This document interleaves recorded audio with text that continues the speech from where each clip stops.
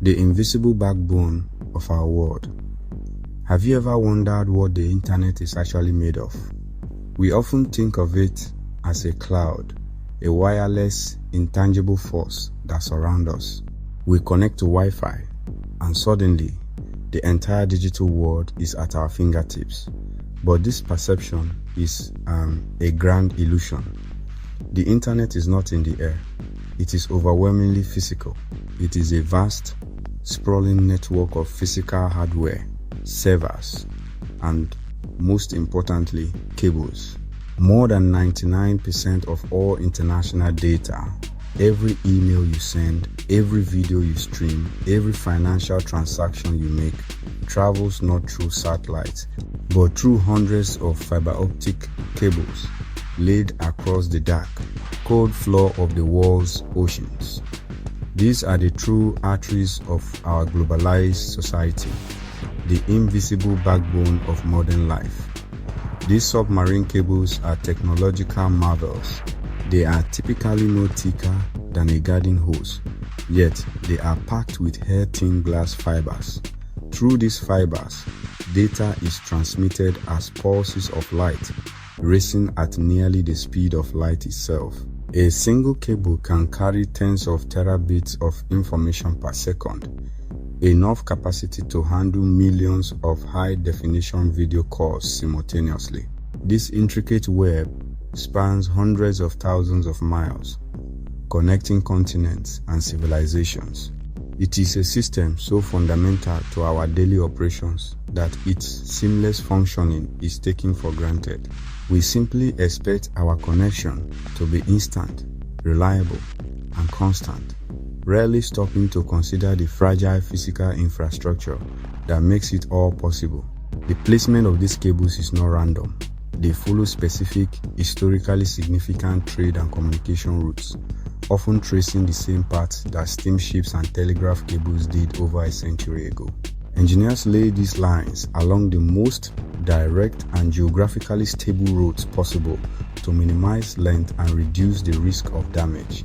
However, this efficiency creates a critical vulnerability. In certain parts of the world, geography forces many of these vital data arteries to converge, squeezing them into narrow maritime passages known as choke points. These are the pinch points of the global internet.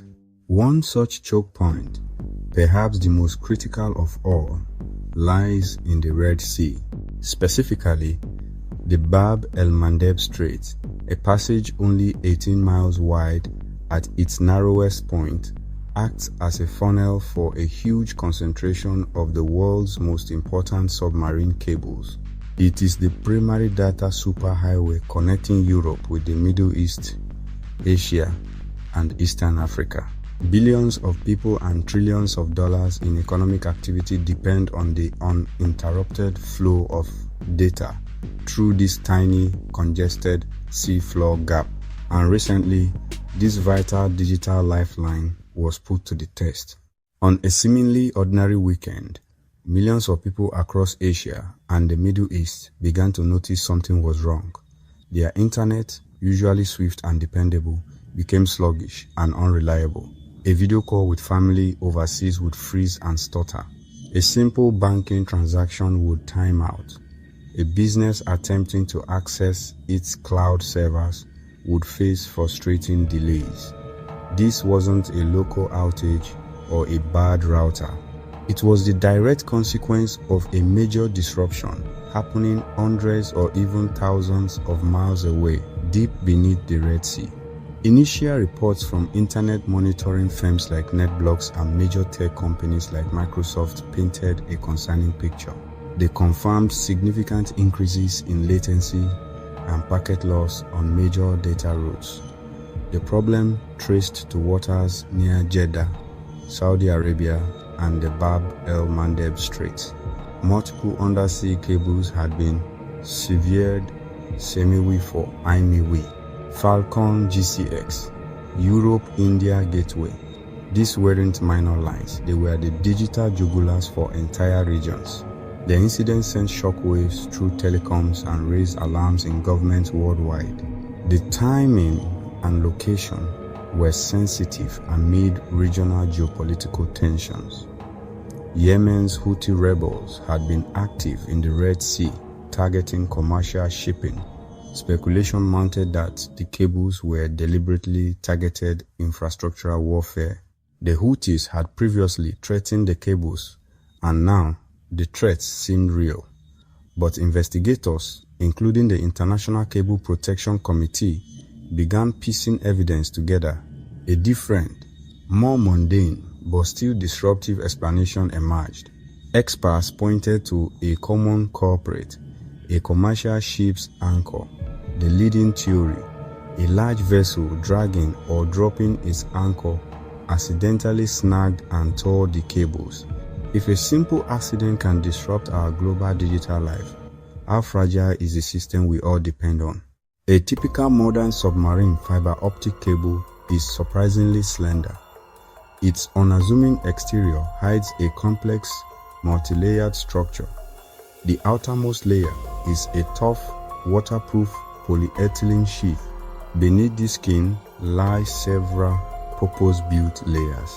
Strands of high-strength steel wires are helically wound to give the cable its tensile strength. A copper conductor runs the length of the cable not for data, but to carry high-voltage electricity. That power energizes optical amplifiers. Closer to shore, the design becomes more robust. In shallower waters, the cable is armored. Additional heavy-gauge steel wires are added. The armor guards against ship anchors. At the heart of the assembly lies the optical fibers themselves.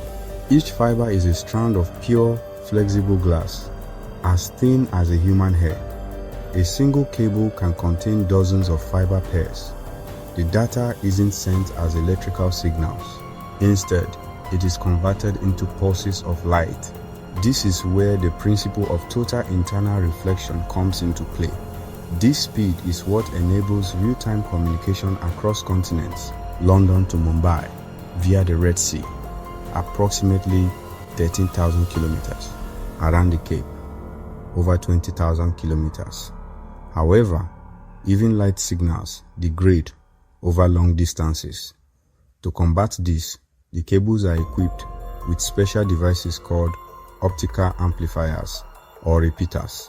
They capture faint light pulses, amplify them, and send them on their way. When a major highway is closed, traffic doesn't just stop, it finds another way. When a data route becomes unavailable, BGP automatically instructs routers to find the next best available path. This great digital detour sent traffic spilling onto alternative submarine cable systems. A significant portion of the data was forced to travel eastwards. Another major rerouting path went south, taking the long way around Africa's Cape of Good Hope. This sudden rerouting places immense strain on the remaining infrastructure. This congestion is the primary cause of the slowdowns people experience. The delay, while measured in fractions of a second, has a profound and noticeable impact on the user experience. The digital world we expect to be instantaneous was suddenly operating in slow motion. The slowdown of the internet was not just an inconvenience, it had a tangible and significant economic cost. The financial services industry was one of the first to feel the impact. Businesses of all sizes suffered. Call centers in countries like India and Pakistan found their operations severely hampered. Companies that rely on cloud-based software saw their productivity plummet. The cumulative cost of this lost productivity amounted to millions of dollars each day. The world of scientific research and academic collaboration was also profoundly affected. This delay slows the pace of discovery and innovation. The disruption also had implications for journalism and the flow of news in a volatile region. A slow and unreliable connection makes it harder to report on events as they happen. Finally, the incident had a psychological impact on millions. When that connection becomes weak and unreliable, it can deepen feelings of isolation and frustration. The Red Sea incident was not an isolated case. It highlighted a pattern of vulnerability. It exposed that the internet, while decentralized, has fragile physical pinch points. While the evidence strongly points to the drifting Rubima's anchor as the physical cause, the ship was adrift precisely because it had been attacked. The Houthi rebels' campaign against shipping created the chaotic conditions that made such a catastrophic accident almost inevitable. The wake-up call from the Red Sea demands a clear and concerted response, diversifying our data routes, and bolster our security and repair capabilities. Recognizing our dependence on these fragile glass threads is the first and most crucial step toward ensuring they remain secure for the future, keeping the light of global communication shining brightly. For more deep dives into ancient history, hidden meanings, and untold stories, subscribe to Dark History File, because the past is never as simple as it seems.